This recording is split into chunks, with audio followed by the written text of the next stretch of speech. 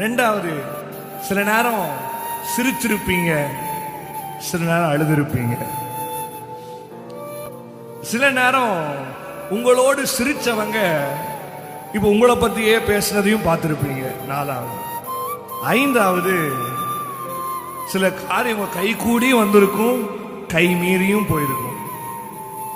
உடம்பும் மாறுது, நம்ம ஆத்மாவும் மாறுது, நமக்கு சுத்தி இருக்கிற சூழ்நிலைகளும் மாறுது. சிரிச்சிருப்பீங்க, அழுதுருப்பீங்க, சில காரியம் ஜெயிச்சிருப்பீங்க, சில காரியம் தோத்திருப்பீங்க. இப்போ சொல்ற பாருங்க, சிலரால நேசிக்கப்பட்டிருப்பீங்க, இப்போ சிலர் வெறுத்திருப்பாங்க உங்களை.